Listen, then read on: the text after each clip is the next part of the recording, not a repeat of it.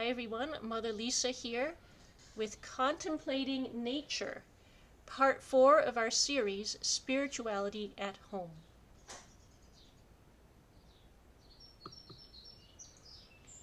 In our previous teaching videos, we explored various ways of praying that are appropriate and effective forms of daily prayer. St. Teresa's way of meditating on Scripture, St. Ignatius' way of meditating on the events of our day, the Anglican way of praying morning and evening prayer. Today we're going to talk about contemplating nature as a form of prayer.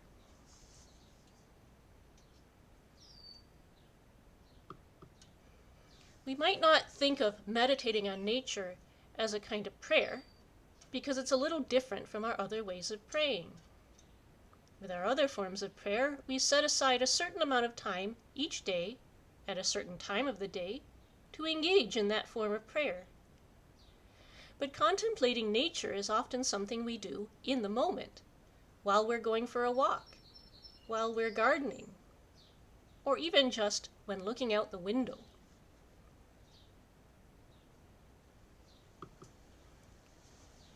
So perhaps we can think of contemplating nature as a kind of mindfulness, more of a constant attitude than an action we sit down to perform for a limited amount of time. It's more like simply paying attention to what's around us.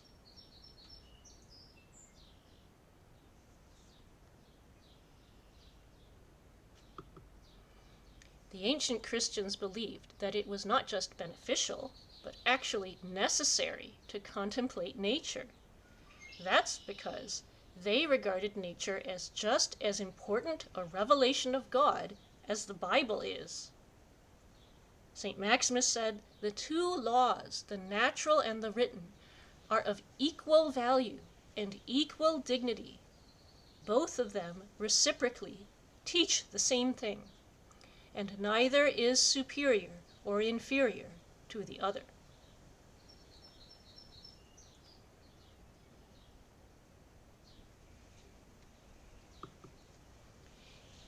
So the ancient Christians said that both nature and Scripture contain inner meanings that reveal God to us.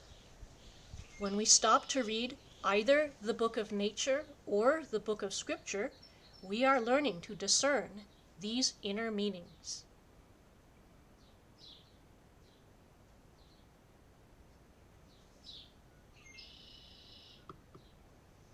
Another way to talk about these inner meanings is to regard them as the thoughts of God. In order for anything to exist, God had to think of it first. So everything we see in creation is a thought of God. Each creature, each natural substance, each person. Thus, when we contemplate nature, we are seeing the eternal thoughts of an eternal God. And these thoughts reveal to us something about God Himself.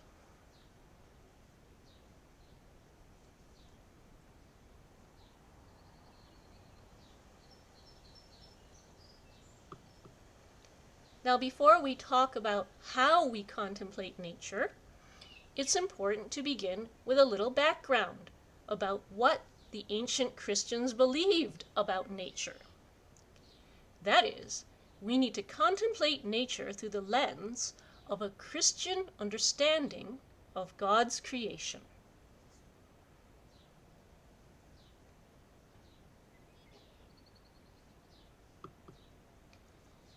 The ancient Christians, reading the book of Genesis, understood that God created the natural world and everything in it. It was a world which did not know death, disease or decay, want or suffering, violence or destruction of any kind. God saw that it was good.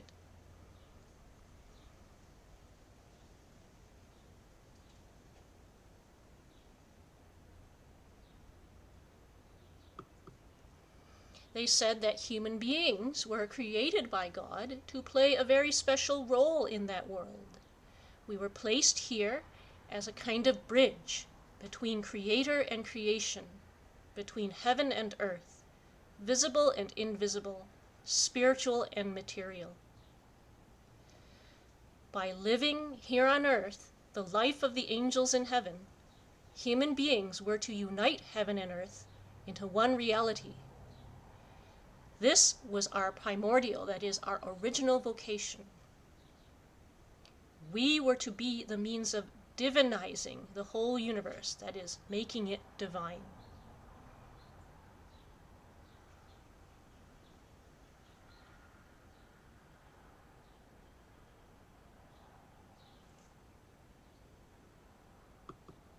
Thus, human beings have a unique responsibility for the earth. It's a responsibility that no other creature in all of God's creation has been given. The Bible uses the image of a gardener to describe this responsibility of care for the creation. The Lord God took the man he formed and put him in the garden to tend and keep it.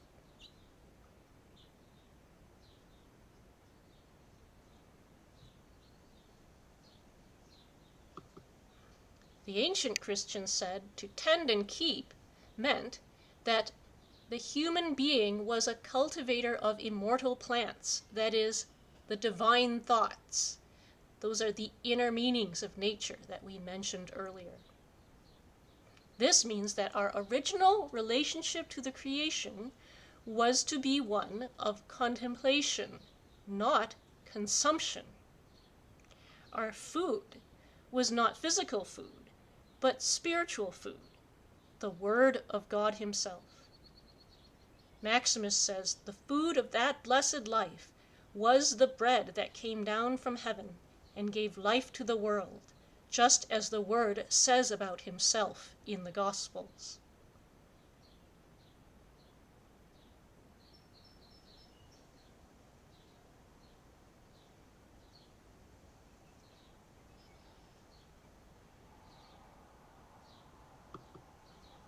But something went wrong. Rather than tending and keeping, that is, contemplating the creation, human beings consumed it. Instead of being nourished by God Himself, the bread of heaven, they ate what God commanded them not to eat, the creation itself. For in the day that you eat of it, you shall die. Maximus says, by not wishing to be nourished by the Word, the first man fell away from divine life and embarked upon a different kind of life, which engenders death, a life in which he handed over all creation as food for death.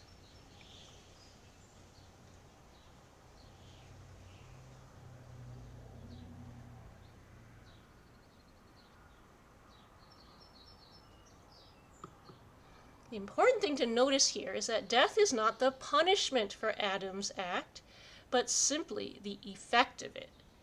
If you eat this, you will die, is about cause and effect, not crime and punishment.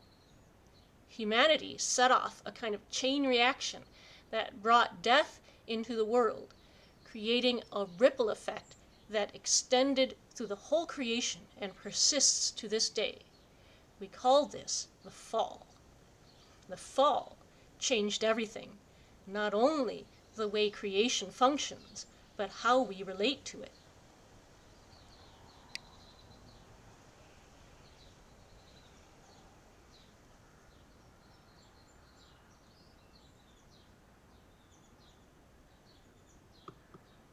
From Genesis, and to Adam God said, because you have eaten of the tree of which I commanded you, you shall not eat of it. Cursed is the ground because of you. In toil you shall eat of it all the days of your life. Thorns and thistles it shall bring forth to you, and you shall eat the plants of the field. In the sweat of your face you shall eat bread, till you return to the ground. For out of it you were taken. You are dust, and to dust you shall return. So because Adam exchanged the bread of heaven for the bread of earth, the natural world became a place of struggle and death.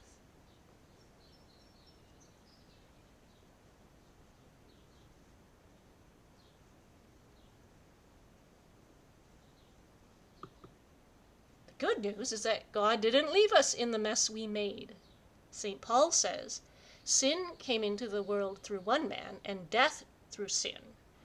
But as by a man came death, by a man has come also the resurrection of the dead.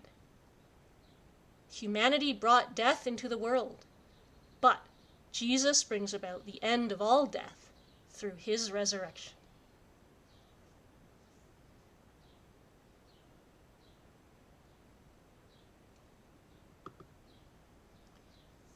From Revelation, then I saw a new heaven and a new earth, and I heard a loud voice from the throne saying, Behold, the dwelling of God is with men.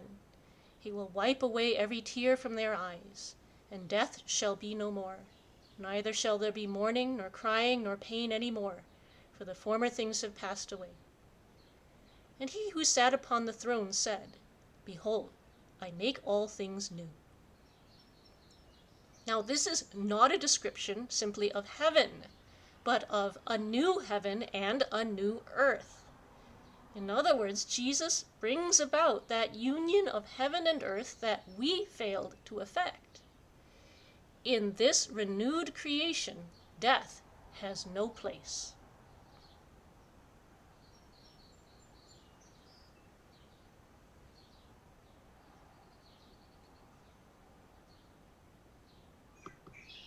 So St. Paul says, I consider that the sufferings of this present time are not worth comparing with the glory that is to be revealed to us. For the creation waits with eager longing for the revealing of the sons of God.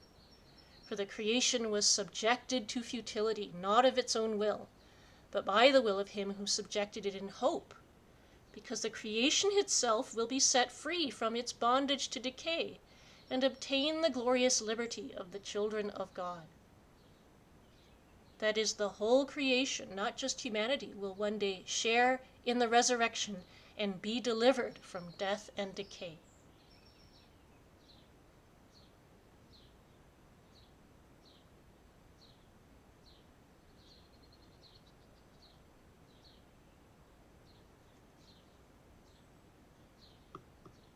So now we understand that death is not natural. It came into the world through one man, Adam, and one day it will come to an end through one man, Christ. We understand that the suffering and death we see in nature are not God's choice, but rather the catastrophic effect of the fall, our failure to fulfill our primordial vocation to tend and keep. With this understanding, we can now begin to ask, what does it mean to contemplate nature?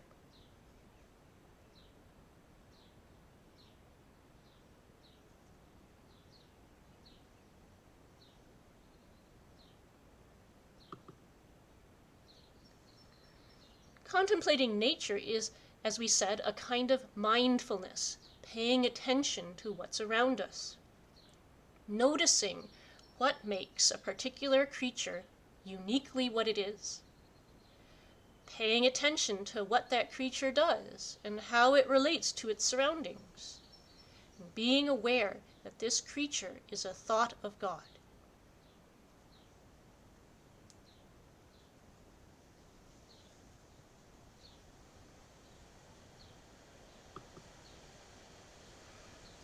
Just a few examples.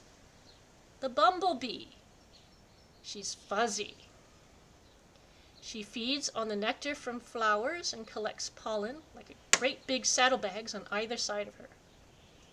She's a busy bee, very focused, downright goal-oriented. She's so focused she doesn't even mind if you tickle her.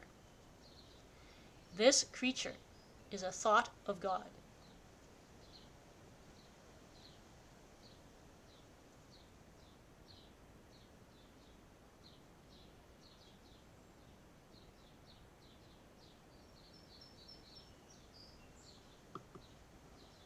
This creature is a rose-breasted grosbeak. He has a strawberry bib and a large beak that he uses to crush seeds. He likes black oil sunflower seeds and also enjoys raiding the oriole feeder for a bit of jelly. He is a very sweet singer. This creature is a thought of God.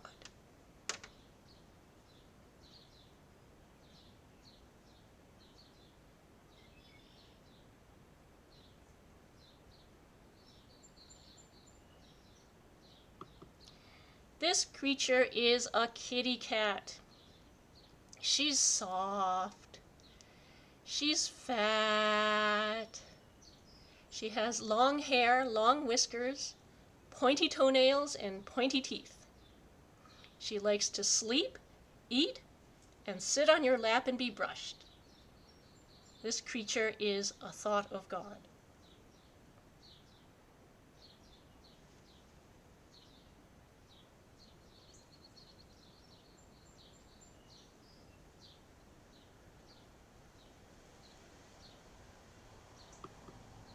Now this is a comfrey plant. Its leaves are highly medicinal and are used to treat skin irritations of all kinds, from insect bites to poison ivy to eczema. And some people even use it topically to treat arthritis. As you can see, it's a busy plant. Clearly, many creatures enjoy this plant. And some creatures enjoy the creatures who enjoy the plant.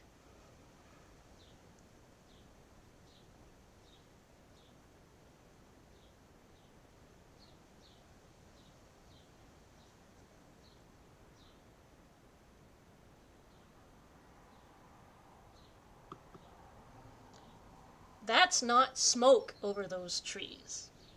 It's millions of tiny little lake flies in a fantastic bloom that fuels much of the ecosystem around our lakes, including the large number of migrating birds in the spring. The sight and sound of these insects swarming in the evening is spectacular if you stop to notice them. Now, many people see these swarms as nothing but an irritation, but as we contemplate this great surge of life and listen to their song as an expression of joy and praise to their Creator, it may help us to have a different perspective on these thoughts of God.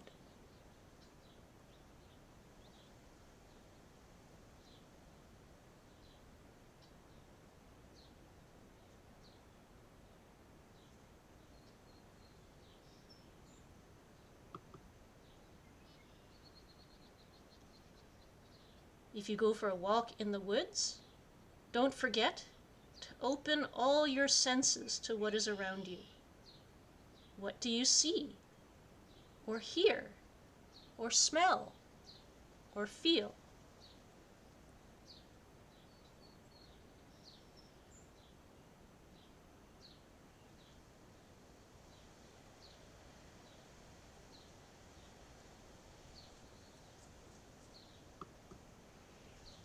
Like us, even the trees suffer the effects of the fall, forced to compete for sunlight and nutrients. And yet life and praise and joy are still present here.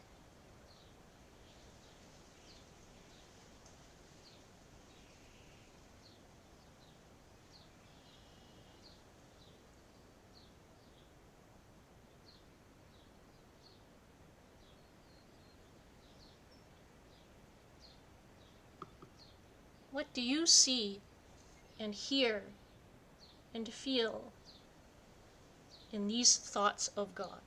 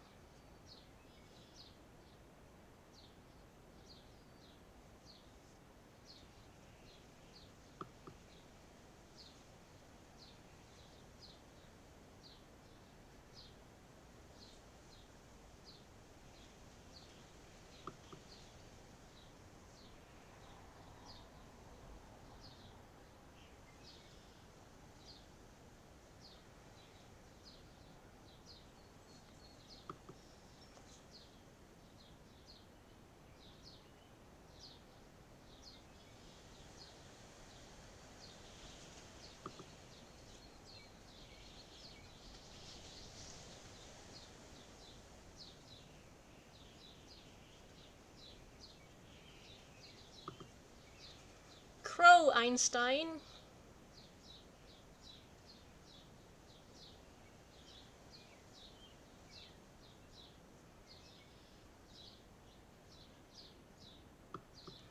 Sometimes we'll come across things in nature that strike us as beautiful and good, and we realize that we are beholding a reflection of God's own beauty and goodness.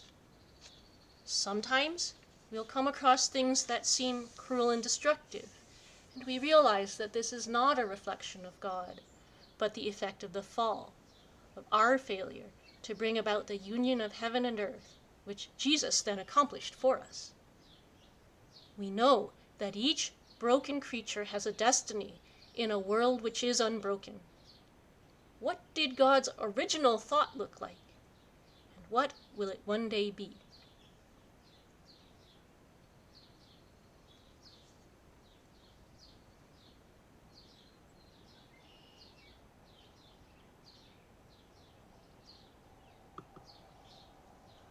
For example, this is the famous tobacco hornworm, who is enjoying some of our tomatoes, as you can see.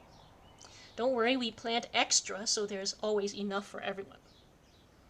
Now, when it's done eating, it burrows into the ground and forms this little purple pupa. We find these in the spring when we dig the garden, and we carefully put them back in. And that's one reason why we only ever till the garden by hand. When it hatches, it becomes the glorious Carolina sphinx moth.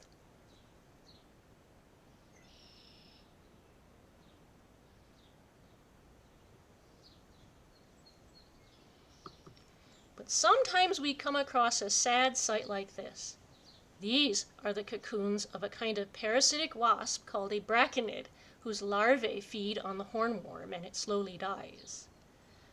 What was the wasp in God's original thought? What will its life be like one day in the new creation? And how about the wormy and the tomato plant?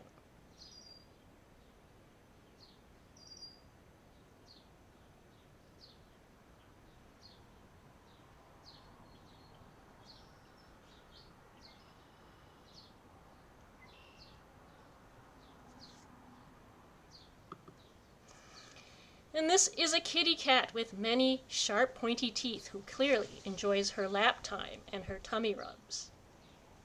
Now, with all those toofies, this kitty cat is well equipped for mayhem, murder, and destruction.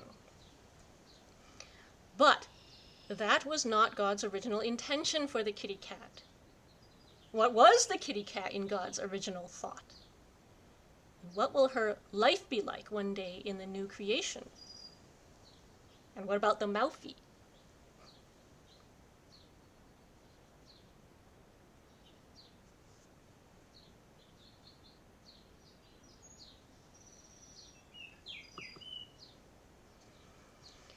If we learn to contemplate nature in this way, we're much less likely to treat it as something which is there simply for our convenience, to be used up, exploited, and thrown away. We're also less likely to regard nature as an object, something to photograph or write poems about, a mere reflection of our own ideas of beauty, our own emotions and thoughts, rather than God's. We're also less likely to impose our own evaluations on nature, calling it savage or cruel.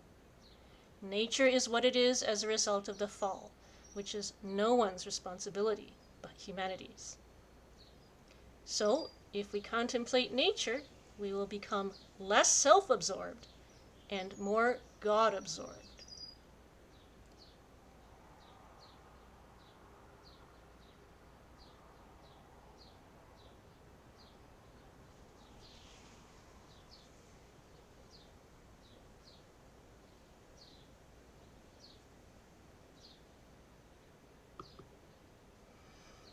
And this is why the ancient Christians felt that the contemplation of nature was an essential part of the spiritual life, together with the practice of virtue and the spiritual disciplines. St. Isaac of Nineveh said that when we contemplate nature, we will be changed. We will develop a merciful heart. He wrote, "What is a merciful heart? It is a heart which is burning with love for the whole of creation, for human beings, for birds, for beasts, for demons, for all of God's creatures. When such persons recall or regard these creatures, their eyes are filled with tears. An overwhelming compassion makes their heart grow full, and they cannot endure to hear or see any kind of suffering, even the smallest pain inflicted upon any creature. Therefore, these persons never cease to pray with tears for the animals, for the enemies of truth, as well as for those who do them evil, asking that these may be protected and receive God's mercy. They even pray for the reptiles with such great compassion, which rises endlessly in their heart until they shine again and are glorious like God."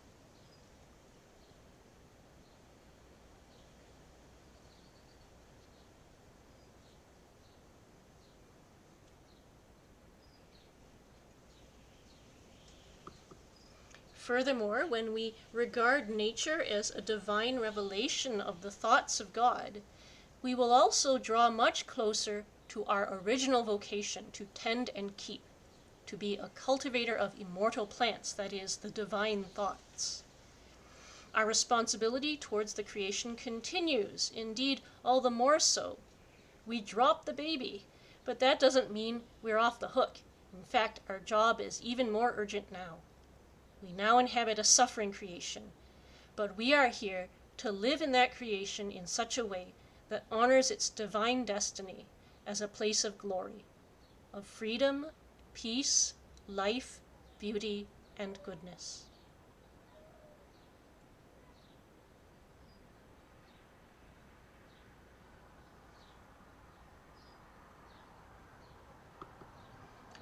So keep all your senses tuned in to God's creation as much as you can, wherever you are.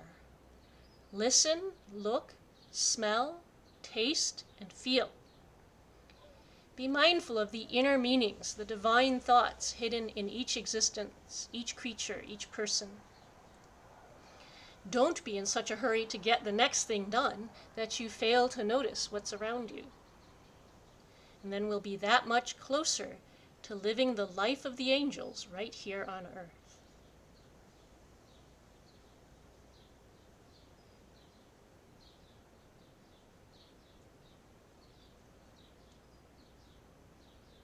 Thank you for tuning in, and as always, if you have any questions, please don't hesitate to be in touch.